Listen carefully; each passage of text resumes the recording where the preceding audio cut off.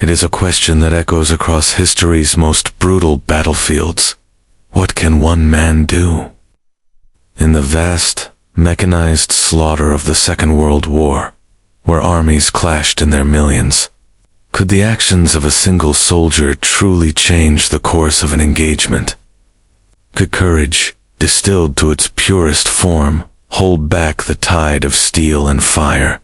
This is not a story of generals moving flags on a map. This is a story of desperation, of survival measured in feet and inches, and of a simple, devastating weapon clutched in the hands of a man pushed beyond all reasonable limits. This is the story of the soldier who used 10 grenades in 3 days, until his last one turned the tide. The stage for this drama was the frozen hell of the Hurtgen Forest, Germany. In late November 1944, the 22nd Infantry Regiment of the 4th Infantry Division, the Ivy Division, had been chewed to pieces in what soldiers called the Death Factory, in the dense, dark woods near the village of Grosshau.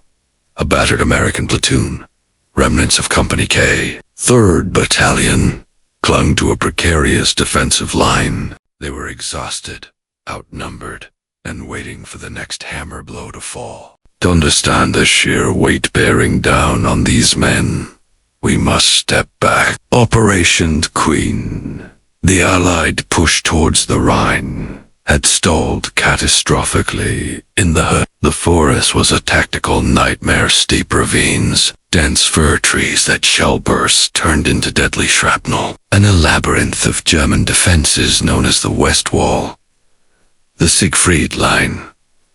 Mud froze into iron-hard ruts. A coal-damp fog clung to everything, limiting visibility to mere yards. The American infantrymen here fought a triple enemy: the fanatically defending German Fallschirmjäger, paratroopers of the 3rd Parachute Division, the brutal terrain, and the creeping, psychological terror of the woods themselves. Attacks yielded gains measured in hundreds of yards at catastrophic cost. Units lost their cohesion, companies were reduced to platoon strength, and platoons to isolated squads. Morale, like the temperature, was plummeting. Into this maelstrom stepped men like Private First Class Paul Bud Booch, not a legendary commando, not a born killer, but a 22-year-old rifleman from rural Michigan. He was one of the replacements, fed into the grinding machine to fill the gaps left by the dead and wounded. His world had shrunk to the few men in his foxhole, the weight of his M1 Garand, and the deadly compact shape of the fragmentation grenades hooked on his webbing. The strategic situation was dire. Holding Grosshau was critical to protecting the flank of any future advance on the key city of Düren. But for Bud Booch and his comrades, strategy was irrelevant. Their war was immediate and visceral. Their mission: hold this patch of wooded hell. The German mission, as intelligence intercepts and patrol clashes indicated, was to wipe them out in a localized counter-raid, to keep the Americans off balance and bleeding. The stage was set for a brutal, close-quarters battle of annihilation. For 3 days, from November 26th to the 28th, the pressure on the 22nd Infantry's line was unrelenting. It was a battle of attrition, fought with mortar snipers and vicious, small-scale probes. Die Hermann, Fallschirmjäger, masters of infiltration and ambush, used the terrain with lethal skill. They would appear like ghosts from the fog, launch a violent assault on a single foxhole or strong point, and then melt back into the timber. It was a war of nerves, a constant strain that frayed the strongest minds. For PFC Booch, the grenade became an extension of his own will to survive. On the first day, a German probing force stumbled into his squad's outpost. From the cover of a shattered log, Booch hurled 2 grenades in quick succession. the concussive blasts stopping the enemy rush and allowing his squad to reposition. On the second day, a German machine gun nest, hidden in a root cellar on the edge of Grosshall, pinned down his platoon. Crawling through frozen mud under grazing fire, Booch got within 30 yards. One grenade arced through a shattered window. The stutter of the MG-42 ceased. Paused by the morning of November 28th. Booch's supply was dwindling. He had used 9 grenades. Each one had been a calculated, desperate act to stave off disaster for his tiny corner of the line. His uniform was caked in mud and frost, his hands raw. The platoon's numbers were halved, and communications with company headquarters were sporadic. They were running on fumes, ammunition, and a fading hope for relief. Then, at 14:30 hours, the true storm broke. Sound of a sudden, massive artillery and mortars barrage. A concentrated fuel walls.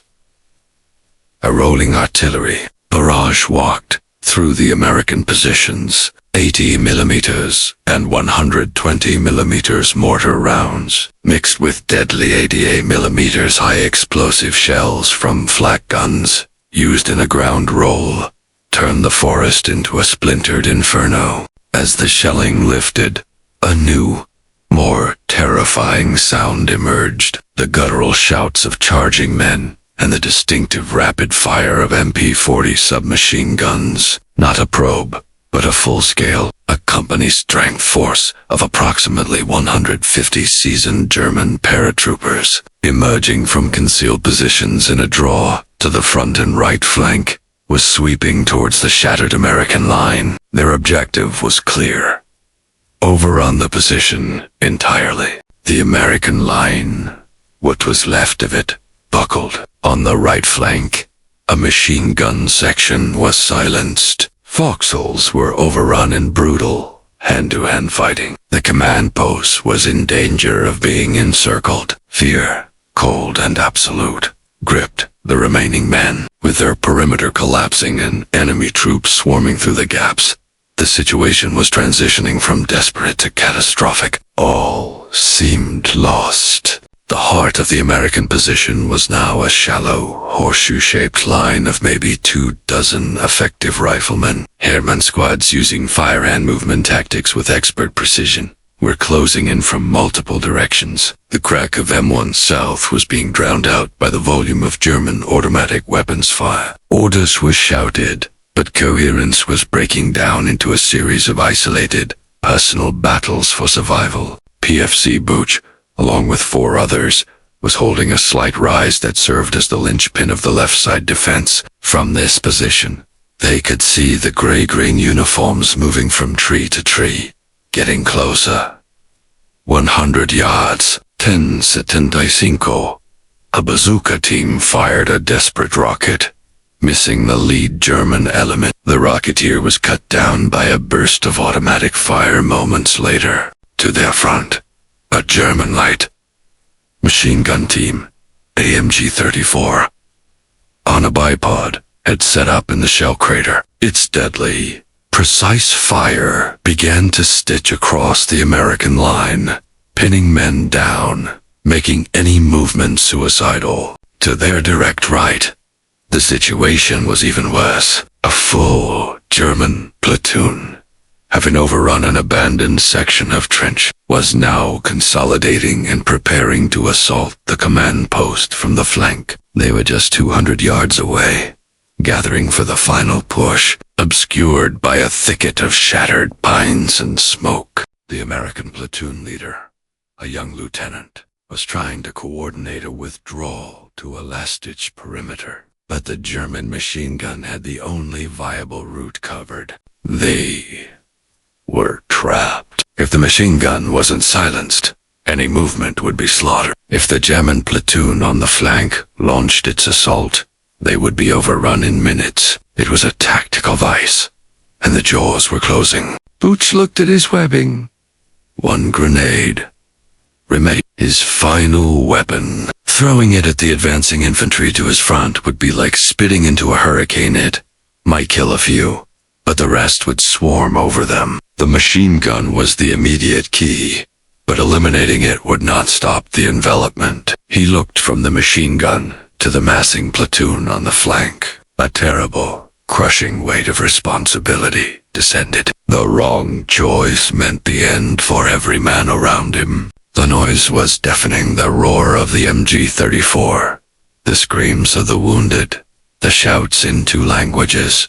Time seemed to slow. In that moment, WWII, a replacement rifleman from Michigan, was making a decision that would determine who lived and who died on that bloody patch of German forest.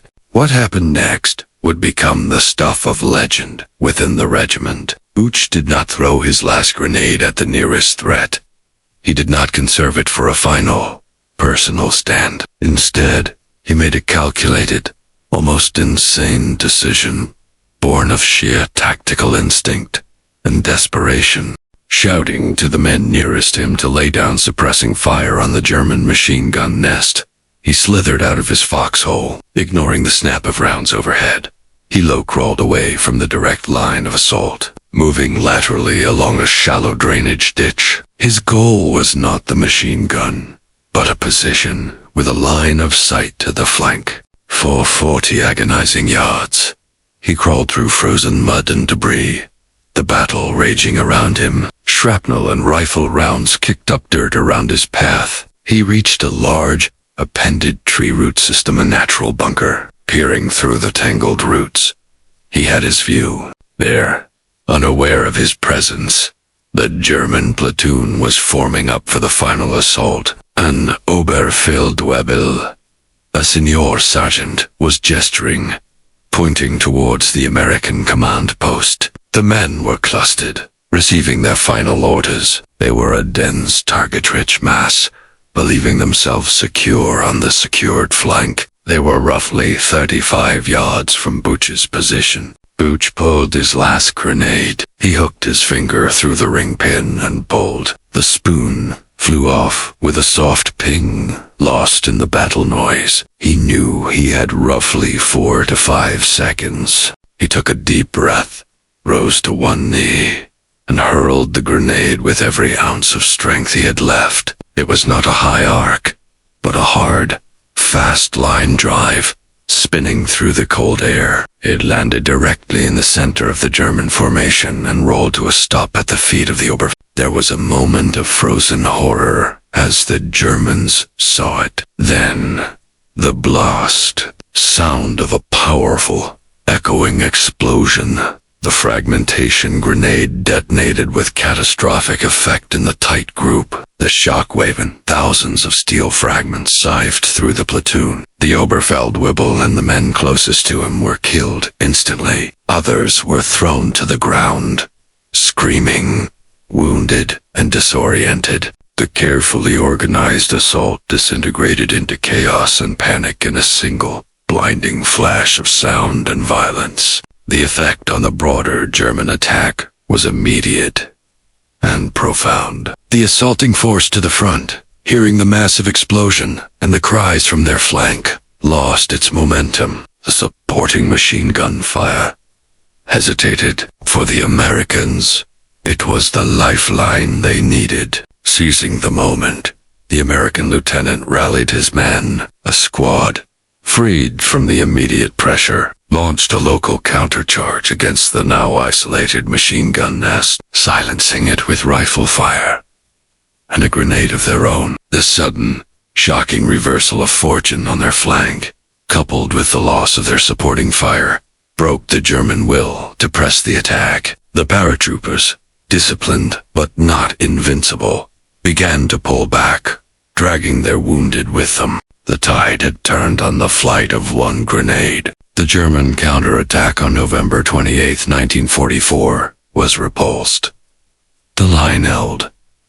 The command post was saved. The cost, however, had been immense. Company K suffered over 60% casualties in the hurt gunfighting. But because that line held, a wider collapse was averted. When the smoke cleared and reports were filed, The full impact of PFC Butch's actions came to light. His commanding officers, verifying the accounts of the surviving men, recognized the pivotal, conscious decision he had made. He had not merely thrown a grenade. He had conducted a one-man tactical maneuver under intense fire, identifying and striking the enemy's center of gravity at the critical moment. The citation reads, in part, asterisk, with magnificent courage and cool decisiveness, PFC Butch voluntarily moved alone into the enemy fire-swept area. He made his way to a point within 30 yards of the enemy and hurled his last grenade into their midst. This singularly heroic act broke the enemy assault and saved his company from being surrounded.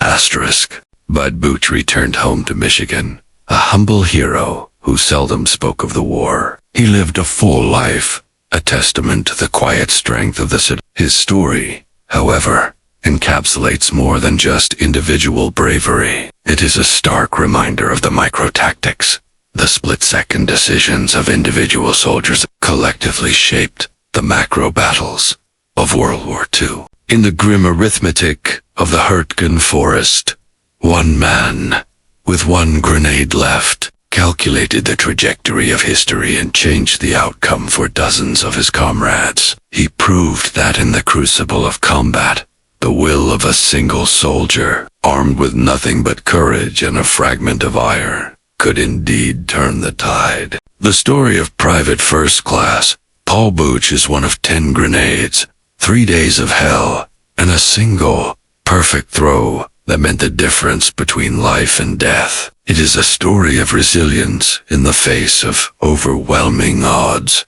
and the profound impact one individual can have. This was just one of countless untold stories from the Second World War. Subscribe to World War II as we continue to bring these forgotten chapters of history back to life.